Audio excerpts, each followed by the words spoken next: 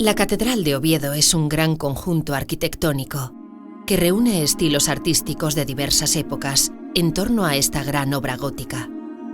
Sus orígenes se remontan hasta los tiempos de la monarquía asturiana y su historia se vio condicionada desde la Edad Media por la existencia de un famoso conjunto de reliquias que la convirtió en un importante centro de peregrinación vinculado al Camino de Santiago.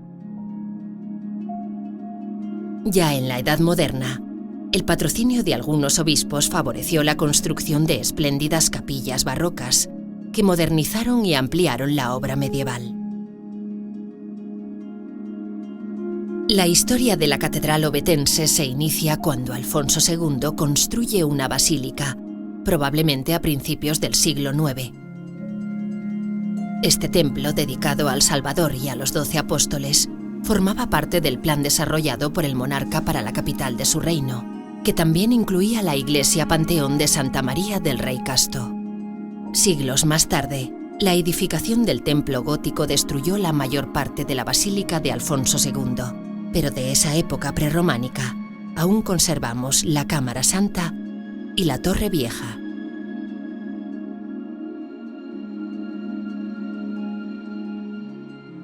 La Cámara Santa es un edificio de 2 niveles superpuestos que no tienen comunicación entre sí.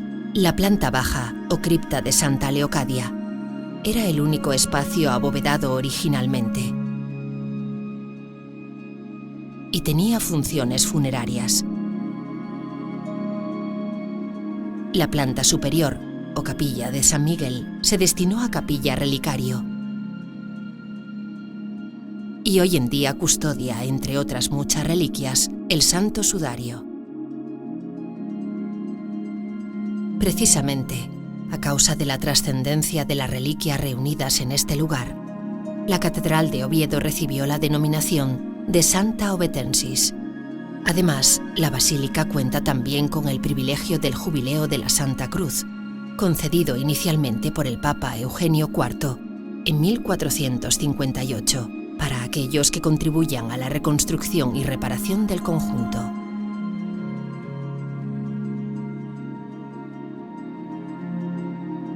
A finales del siglo XII, la estructura de madera que cubría originalmente la planta superior de la Cámara Santa fue sustituida por una bóveda de cañón y enriquecida con un conjunto escultórico románico. Este se compone de un apostolado colocado por parejas en las columnas: Santo Tomás y San Bartolomé, San Pedro y San Pablo, Santiago el Menor y San Felipe, San Mateo y San Andrés, Santiago el Mayor y San Juan, y San Simón y San Judas Tadeo. Y un Calvario: Cristo, María y San Juan, sobre la puerta de entrada.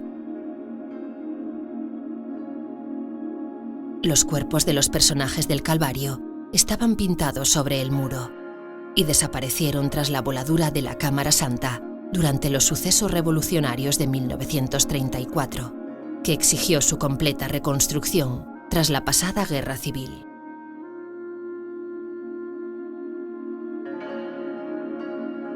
En el presbiterio de la Cámara Santa se conservan también las piezas de orfebrería más representativas de la monarquía asturiana.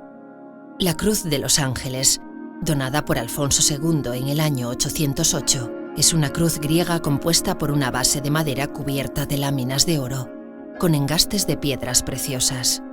Es el símbolo tradicional de Oviedo y se encuentra asociada a una leyenda que asigna su autoría a 2 ángeles con aspecto de peregrinos.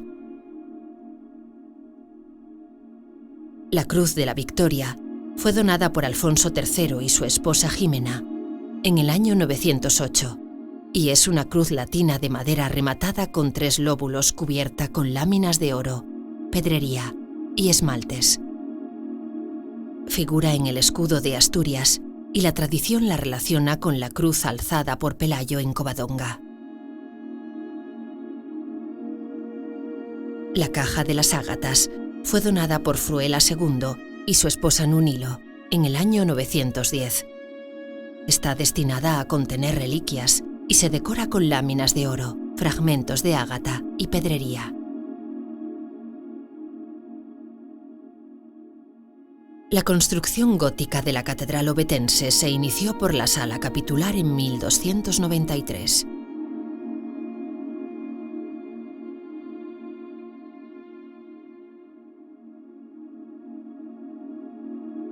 Se trata de una estancia cubierta con bóveda gallonada, donde se reunían los canónigos y la Junta General del Principado.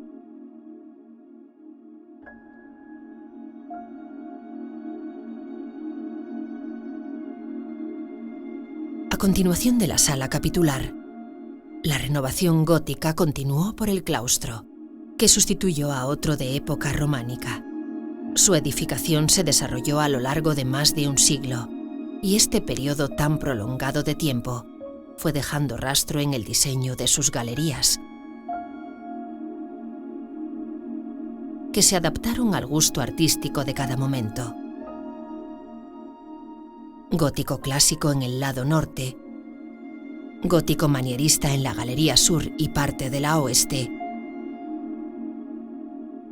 y gótico de influencia flamenca en la galería este, que cerró definitivamente la obra a mediados del siglo XV.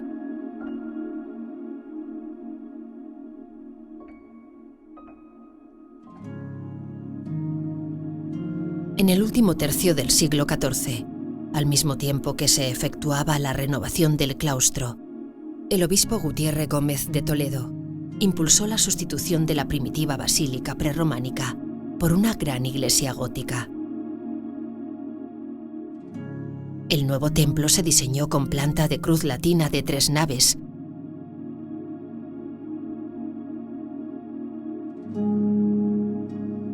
cabecera poligonal y pórtico a los pies.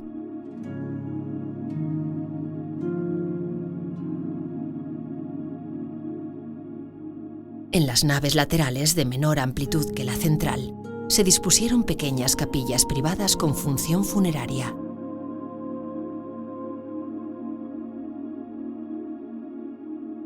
En el proceso constructivo, que se inició por la cabecera, intervinieron los maestros flamencos Nicolás de Bar y Nicolás de Bruselas, que realizaron la mitad norte del transepto y la portada hacia la capilla del Rey Casto. El maestro Juan de Candamo, que realizó la mitad sur del crucero y se ocupó de las naves hasta su muerte en 1489, y el maestro Bartolomé de Solórzano, que completó el templo en 1498.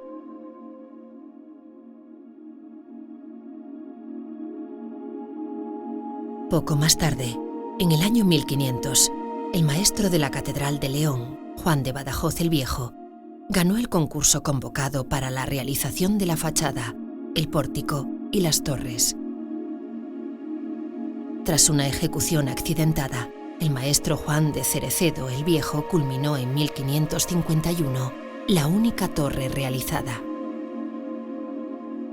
No obstante, unos años después esta torre fue seriamente dañada por un rayo y el maestro Rodrigo Gil de Ontañón diseñó su reconstrucción introduciendo un cuerpo bajo la aguja, cuyo trazado favorece una transición suave entre la flecha y su base. Previamente, entre los años 1512 y 1531, se había realizado el gran retablo mayor que ocupa el ábside del templo gótico, ocultando parte de sus ventanales. Es uno de los retablos hispano-flamencos más importantes del país, y en él intervinieron, entre otros, Giralte de Bruselas y Juan de Balmaseda. Se compone de una cuadrícula de 23 escenas que ilustran pasajes de la vida de Jesucristo y de la Virgen María. Los espacios centrales están ocupados con las escenas de Cristo en majestad, la coronación de la Virgen contemplada por el obispo Valeriano Ordóñez de Villaquirán, que había promovido la obra, y el Calvario con Cristo crucificado, acompañado de la Virgen María y San Juan.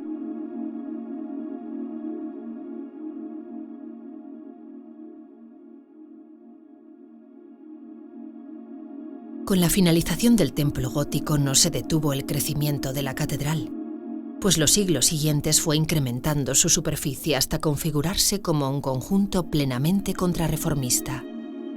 La primera de estas ampliaciones se inició en 1621 con la construcción de la girola. Situada tras el altar mayor, como un pasillo abovedado al que se abren 5 capillas dedicadas al culto de los apóstoles.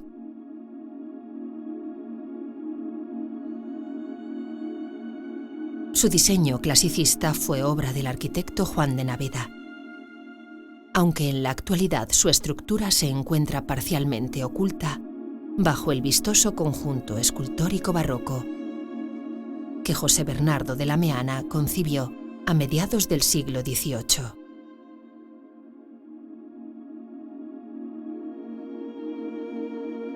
La actualización barroca del complejo catedralicio se culminó con la construcción de 4 magníficas capillas funerarias, promovidas por obispos, que monumentalizan los pequeños espacios abiertos en las naves laterales.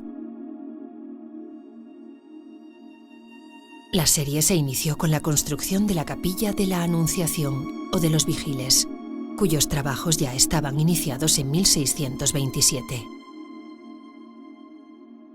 Fue diseñada para el obispo Juan Vigil de Quiñones por el arquitecto Juan de Naveda, quien elaboró un diseño clasicista inspirado en el Panteón romano.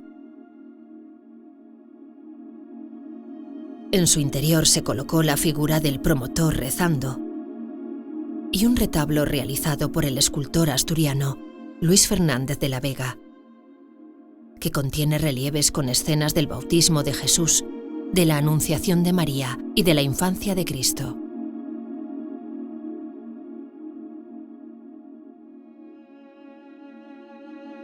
Algunos años más tarde, en 1660, el obispo Bernardo Caballero de Paredes encargó al arquitecto Ignacio Cajigal la construcción de la nueva Cámara Santa, que hoy se encuentra dedicada a Santa Bárbara.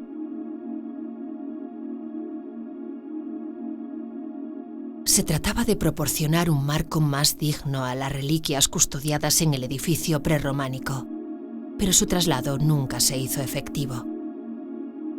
La capilla muestra ya un estilo plenamente barroco y exhibe un retablo relicario con obras de Luis Fernández de la Vega.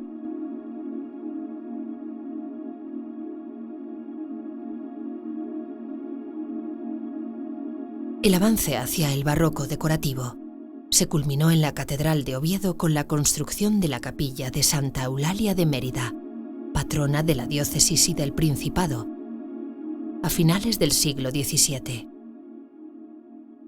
Fue promovida por el obispo Simón García Pedrejón y su diseño se debe a los arquitectos avilesinos Menéndez Camina, que idearon un espacio centralizado cubierto con cúpula, pero con sus muros recorridos por una decoración arbitraria y abundante.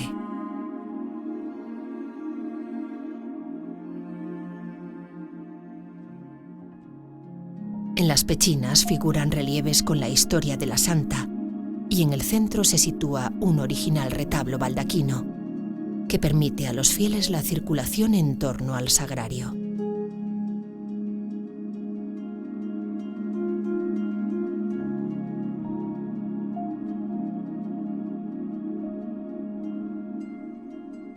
A principios del siglo XVIII, el obispo Fray Tomás Reluz promovió la reconstrucción de la antigua basílica prerrománica de Santa María, que por entonces se encontraba casi en ruinas.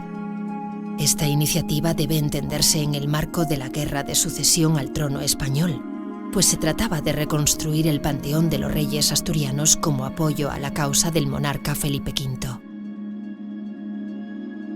La nueva capilla real de Nuestra Señora del Rey Casto fue realizada por el arquitecto cántabro Bernabé de Azas, quien le dio más importancia al santuario dedicado a la Virgen María que al Panteón Real, que fue desplazado a una nave lateral.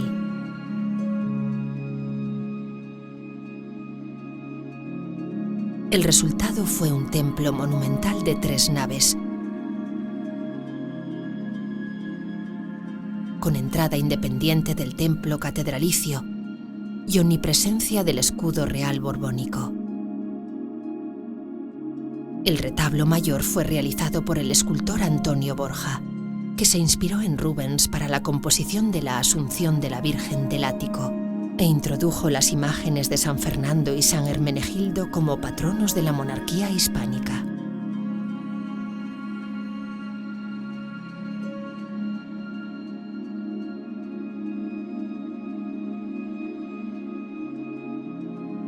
Con esta obra se cerró el espléndido ciclo de capillas barrocas de la Catedral de Oviedo, pero la renovación del conjunto prosiguió a lo largo del siglo XVIII.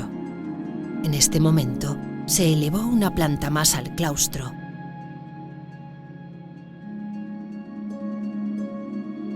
Se levantó la nueva fachada hacia la Corrada del Obispo y el arquitecto Francisco de la Riva realizó la nueva escalera de acceso a la Cámara Santa, que modificó para siempre el acceso tradicional a la misma.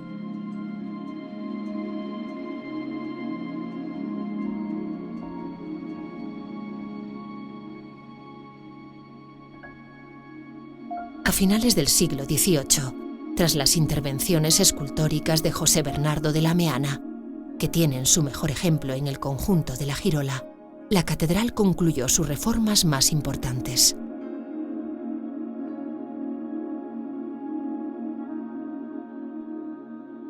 Durante los conflictos bélicos del siglo XX, el conjunto catedralicio sufrió graves destrozos, incluida la voladura de la Cámara Santa, que fueron reparados posteriormente bajo la dirección del arquitecto Luis Menéndez Pidal.